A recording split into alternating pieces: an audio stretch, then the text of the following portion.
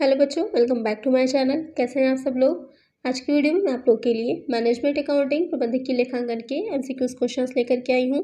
ये क्वेश्चंस आप लोग के, चाहे आप लोग ग्रेजुएशन में हो, चाहे किसी कम्पिटेटिव एग्जाम की तैयारी कर रहे हो, सभी में यूजफुल होंगी। और साथ ही इसकी और भी वीडियोस मैंने चैनल पर अपलोड की हुई हैं, अलग से प्लेलिस्ट बनी हुई है। अगर आपने वो नहीं देखी है तो उसका लिंक मैं डिस्क्रिप्शन में दे दूँगी या फिर आई बटन में दे दूँगी, आप लोग वहाँ से चेक कर लीजिएगा। काफ़ी अच्छे क्वेश्चंस हैं, काफ़ी डिटेल में मैंने उसे समझाया हुआ है। चलिए वीडियो को शुरू करते हैं। ये शुरू करने से पहले क्या करना है, आपको चैनल को सब्सक्राइब करना है, वीडियो को लाइक करना है और फिर साथ वीडियो को शेयर भी कर देना है। आइए शुरू करते हैं। फर्स्ट क्वेश्चन है, बजटीय नियंत्रण किसके कार्यान्वयन में मदद करता है। Budgetary control helps in implementation of standard costing, marginal costing, ratio analysis, technical analysis. तो आपने पढ़ा होगा बजटरी नियंत्रण के बारे में। बजटरी कंट्रोल बजट बनाया जाता है। मैनेजमेंट अकाउंटिंग जब हम कर रहे होते हैं तो हम हमें बजट बनाते हैं, बहुत तरह के बजट बनाते हैं। कैश बजटिंग होती है, जीरो बजटिंग होती है, प्रोडक्शन कॉस्टिंग होती है, फ्लेक्सिबल है, फिक्स बजट है, बहुत तरह के बजट बनाते हैं। तो क्यों बनाया जाता है, इसलिए बनाया जाता है कि एक अनुमान लगा सके हम कि भविष्य में हमारी फ्यूचर में कितनी कॉस्ट आएगी किसी चीज़ से रिलेटेड। साथ ही जो नियंत्रण का काम होता है कि जब हम बजट बना लेते हैं तो उससे हमें एक अनुमान लग जाता है, एक हम प्रभाव, एक स्टैंडर्ड बना लेते हैं अपना।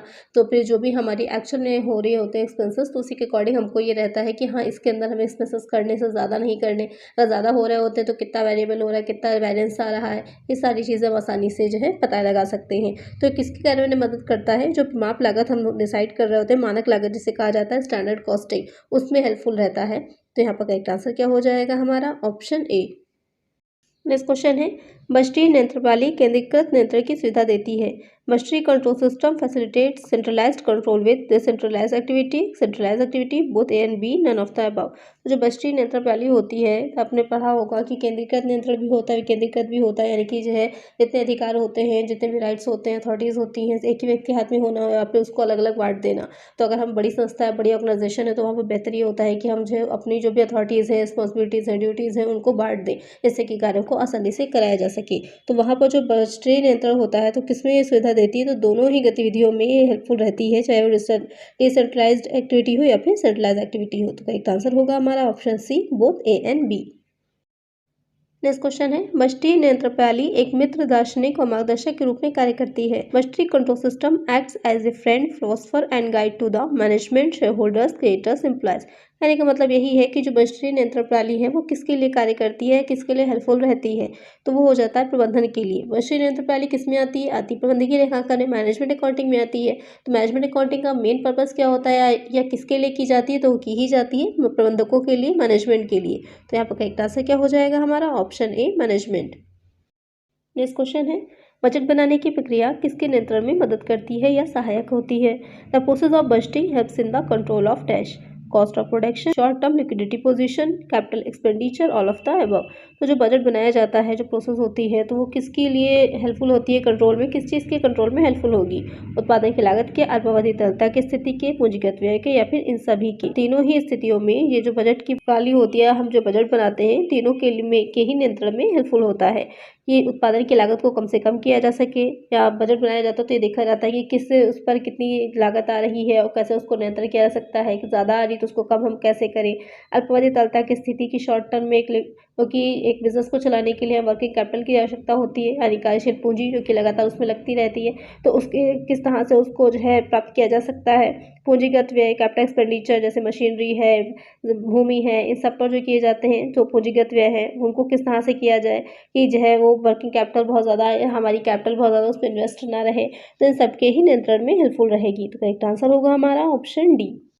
नेक्स्ट क्वेश्चन है, बजटीय नियंत्रण का मुख्य उद्देश्य है। The main objective of budgetary control is to define the goals of the organization, to coordinate different department or sub units, to establish a system of planning and control, all of the above. तो question कह रहा है कि बजटीय नियंत्रण का मुख्य उद्देश्य क्या है।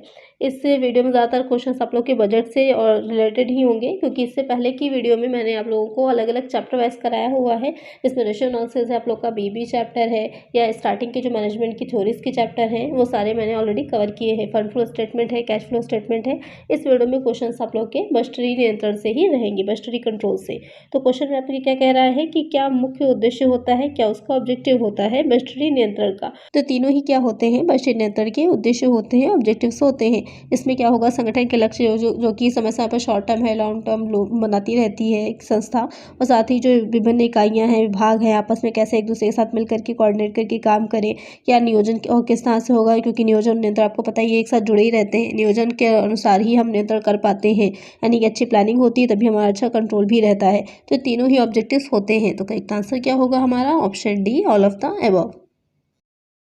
नेक्स्ट क्वेश्चन है, सारांश बजट को इस प्रकार माना जा सकता है। समरी बजट में be recorded as functional budget, performance budget, master budget, sales budget. Question में कह रहा है कि जो सारांश यानी कि समरी बजट होता है उसे और किस नाम से जाना जाता है। तो आपने कई तरह के बजट पढ़े होंगे, जो बजट को हम डिफाइन करते हैं तो कई तरह से करते हैं। तो यहाँ पर जो सारांश बजट है, समरी बजट है, वो कैसा हो जाता है, वो होता है मास्टर बजट। मास्टर बजट क्या हो जाएगा कि जिसमें सारे जितने भी बजट हम और बनाते हैं, जैसे सेल्स है, प्रोडक्शन है, या साथ में कैश बजट है, बहुत से जो बजट हम बना रहे होते हैं उसकी एक समरी की तरह होता है। जब सारे सारे बजटों का समझ लीजिए एक निचोड़ होता है, वो हो जाता है हमारा मास्टर बजट। उसे और क्या कहेंगे, समरी बजट को ही मास्टर बजट भी कहा जाएगा। तो करेक्ट आंसर होगा ऑप्शन सी। नेक्स्ट क्वेश्चन है, उत्तरदायित्व क्षेत्रों को 3 व्यापक श्रेणियों में विभाजित किया जाता है, निम्नलिखित में से कौन सा इसमें शामिल नहीं है। Responsibility areas are divided into 3 broad categories, which one of the following is not included in it. Cost expenses centre, profit centre, investment centre, loan centre. Question में कह रहा है कि जो उत्तरदायित्व केंद्र होते हैं, आपने पढ़ा होगा रिस्पॉन्सिबिलिटी सेंटर्स के बारे में, उत्तरदायित्व लेखांकन पढ़ा होगा ना आप लोगों ने।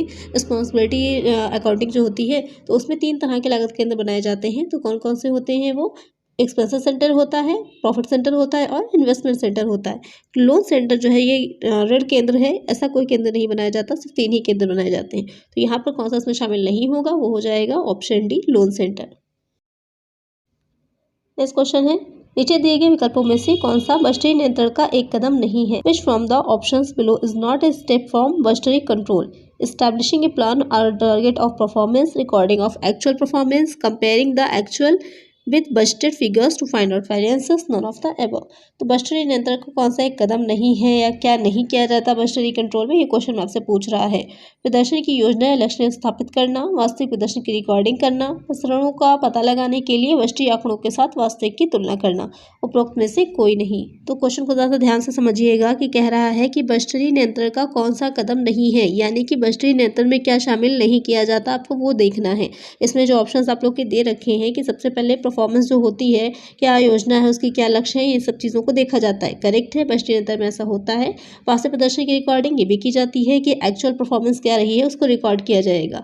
उसके बाद जो वेरिएंसेस होते हैं उनका पता लगाया जाएगा और एक्चुअल से उनकी कंपैरिजन किया जाएगा, तुलना की जाएगी। तो ये तीनों ही काम क्या होते हैं, बजटीय नियंत्रण में किए जाते हैं। तो यहाँ पर करेक्ट आंसर क्या होगा, ऑप्शन डी, उपयुक्त में से कोई नहीं। इस तरह के क्वेश्चन थोड़े से कंफ्यूजिंग होते हैं, आप लोग कंफ्यूज हो जाते हैं, तो ये देखा करिए कि क्या चीज़ उससे जुड़ी हुई नहीं है। क्वेश्चन में जो पूछ रहा है ये तीनों ही ऑप्शन बजटीय नियंत्रण से जुड़े हैं, ऐसा किया जाता है बजटीय नियंत्रण में। और क्वेश्चन में पूछ रहा है कि ऐसा क्या है जो नहीं किया जाता बजटीय नियंत्रण में, तो ऐसा कुछ भी हमें नहीं मिला। तो हमारा ऑप्शन क्या हो जाएगा, ऑप्शन डी जो है वो करेक्ट होगा कि उपयुक्त में से कोई नहीं। नेक्स्ट क्वेश्चन है, दीर्घकालीन बजट निम्न के लिए तैयार किए जाते हैं। Long term budgets are prepared for capital expenditure, research and development, long term finance, all of the above. तो क्वेश्चन में कह रहा है कि जो दीर्घकालीन बजट होते हैं, तो आपको पता होगा कि जो बजट का वर्गीकरण होता है, क्लासिफिकेशन ऑफ बजट होगा, तो कई तरह से किया जाता है। On the basis of time period के आधार पर होता है, on the basis of flexibility के बेसिस पे होता है, on the basis of functions के उस पर होता है। तो कई तरह से हम बजट को बांटते हैं। यहाँ पर जो आपसे पूछा है तो ये किसके आधार पर है, ये समय के आधार पर, on the basis of period. तो इसमें हो जाता है लॉन्ग टर्म बजट होता है, शॉर्ट टर्म बजट होता है और करंट बजट होता है, 3 तरह के आते हैं। तो जो दीर्घकालीन बजट होता है तो वहाँ पर पूंजीगत व्यय, अनुसंधान और विकास और दीर्घावधि वित्त, इन तीनों के लिए ही इसको बनाया जाता है। तो करेक्ट आंसर होगा हमारा option D, all of the above. और जो शॉर्ट टर्म बजट होता है वो किस लिए बनता है, तो उसमें क्या आ जाते हैं कि जो हमारा कैश बजट होता है या जो अल्पकालीन जो हमारे मटेरियल के लिए है, सब चीज़ों के बजट बनाने की जरूरत पड़ती है, तो वो सब शॉर्ट टर्म में आ जाते हैं। नेक्स्ट क्वेश्चन है, अल्पावधि बजट किसके लिए तैयार किए जाते हैं। Short term budget is prepared for liquidity, working capital management, to exercise control over day to day expenditure, all of the above. तो जो शॉर्ट टर्म होते हैं, वैसे मैंने पहले ही बताया था, जो लॉन्ग टर्म थे वो पूंजीगत है, ये सब चीज़ों के लिए तैयार किए जाते थे, अनुसंधान है, विकास है।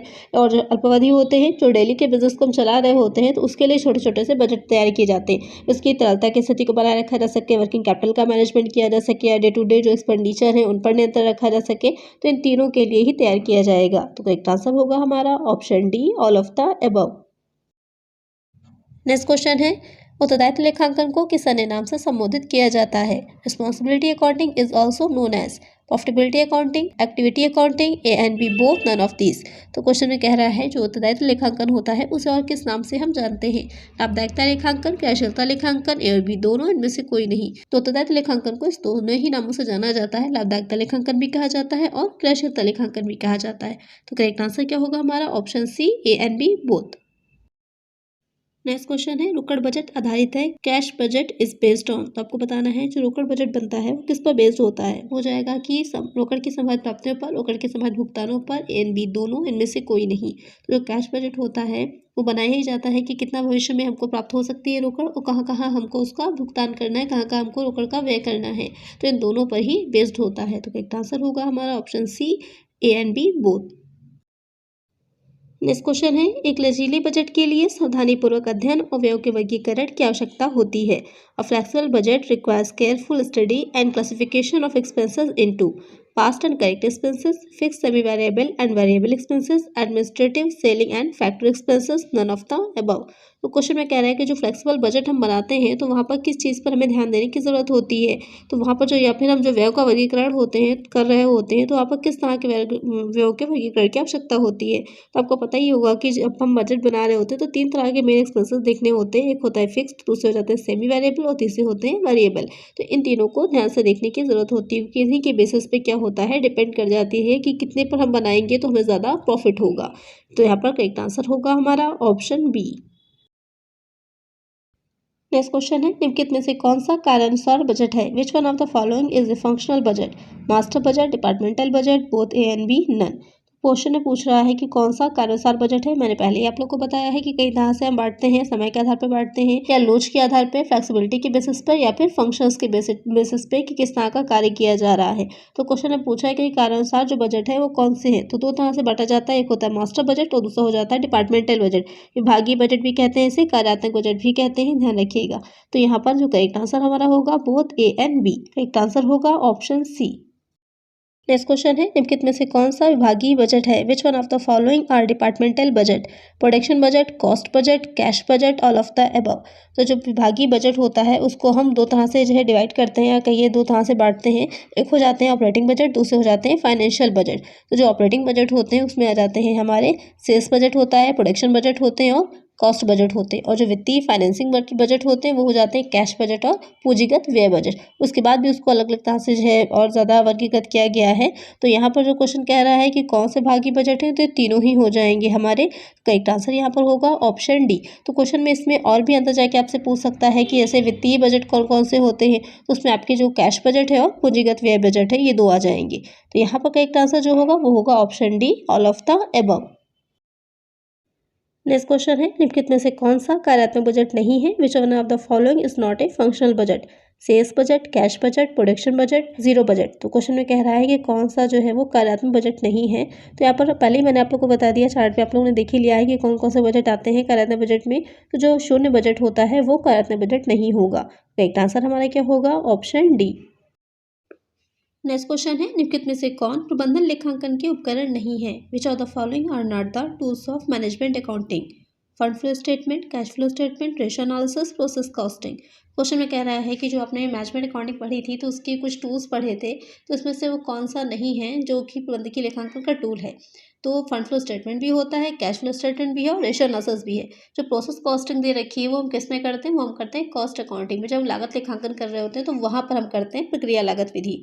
तो यहाँ पर यही हो जाएगा प्रबंधकीय लेखांकन का जो उपकरण नहीं होगा। तो करेक्ट आंसर होगा हमारा ऑप्शन डी। नेक्स्ट क्वेश्चन है प्रभाव लागत होती है a standard cost is the cost that gives maximum profit, a target cost for the period ahead, the average cost of production in the last period, always greater than actual cost. Question में कह रहा है कि जो standard होती है, एक standard cost निर्धारित की जाती है तो वो क्या होती है? लागत जो अधिकतम लाभ प्रदान करे, आगामी समय के लिए लक्ष्य लागत, विगत समय की औसत उत्पादन लागत, वास्तविक लागत से सदैव ऊंची लागत। तो जो प्रभाव लागत होती है तो हम एक टारगेट की तरह ही तो बनाते हैं, पहले से ही हमारा ये थोड़ा सा डिसाइड कर लेते हैं कि अगर इतना हम उत्पादन कर रहे हैं, इतना प्रोडक्शन कर रहे हैं तो उसकी कॉस्ट इतनी आएगी, जिससे कि आगे जो भी कॉस्ट आती है हम आपस में कंपैरिजन करते हैं, ये देखते हैं कि ज़्यादा तो हमने वेस्ट नहीं कर दिया है। अगर लागतें ज़्यादा आ गई तो उस पर क्या होता है, कंट्रोल किया जाता है, अगर उससे कम आई है तो उससे हमारा प्रॉफिट बढ़ जाता है। तो यहाँ पर करेक्ट आंसर क्या होगा हमारा, option B, a target cost for the period ahead. Next question है, प्रबंधन लेखांकन इसके लिए उपयुक्त है। Management accounting is suitable for small trading organization, large industrial and trading organization, NPOs, cooperative societies. तो क्वेश्चन में कह रहा है कि जो मैनेजमेंट अकाउंटिंग की जाती है तो किसके लिए बेनिफिशियल होती है, कहाँ पर सुटेबल होती है। तो छोटे व्यापारिक संगठन में ज़रूरत नहीं पड़ेगी, इसकी आवश्यकता नहीं होगी। एनपीओज जो होते हैं वो नॉन प्रॉफिटेबल ऑर्गेनाइजेशंस होते हैं जो कि बिना लाभ के उद्देश्य से कार्य करते हैं, और या फिर जो कोऑपरेटिव सोसाइटीज़ होती है, तो इन तीनों के लिए ही मैनेजमेंट अकाउंटिंग का इतना यूज़ नहीं होगा। जो बड़े औद्योगिक और व्यापारिक संगठन होते हैं, जो लार्ज स्केल इंडस्ट्रीज होती हैं, वहाँ पर ज़रूरत पड़ जाती है कि हम प्रबंधकीय मैनेजमेंट अकाउंटिंग करें, क्योंकि वहाँ पर जो निर्णय लेने होते हैं, डिसीजंस लेने होते हैं, वो भी काफ़ी बड़े होते हैं, इसलिए वहाँ पर हमको इसकी ज़रूरत होती है। तो करेक्ट आंसर क्या होगा हमारा, ऑप्शन बी। नेक्स्ट क्वेश्चन है, प्रबंधन लेखांकन इसके लिए एक संरचना है। Management accounting is a structure for, यानी कि मैनेजमेंट अकाउंटिंग होती है किसको एक स्ट्रक्चर प्रदान करती है, किसको बेसिस पर हम आगे का कार्य करते हैं, यानी कि मैनेजमेंट अकाउंटिंग एक बेस बनती है किस चीज़ के लिए, कॉस्ट अकाउंटिंग के लिए, फाइनेंशियल अकाउंटिंग के लिए, डिसीजन मेकिंग के लिए, फिर बजटिंग के लिए। तो जो मैनेजमेंट अकाउंटिंग होती है वो मेन होता है मैनेजमेंट का काम डिसीजंस लेना, डिसीजंस जितने सही लेंगे उसी के बेसिस पे हमारा उतना ही आगे जो बिजनेस होगा, ऑर्गेनाइजेशन होगा, वो बढ़ पाएगा। तो मेन इसका काम क्या हो जाता है, मैनेजमेंट का डिसीजन लेना। तो उसके लिए एक स्ट्रक्चर प्रदान करिए, किसके लिए, डिसीजन मेकिंग के लिए, निर्णय लेने के लिए, निर्णयन के लिए। तो करेक्ट आंसर क्या होगा हमारा, ऑप्शन सी। आज की वीडियो में इतना ही, मिलते हैं नेक्स्ट वीडियो में कुछ और नए क्वेश्चंस के साथ। अगर वीडियो अच्छी लगी है तो लाइक ज़रूर करिएगा, और चैनल को सब्सक्राइब नहीं किया है तो सब्सक्राइब जरूर करिएगा। मिलते हैं नेक्स्ट वीडियो में, थैंक यू।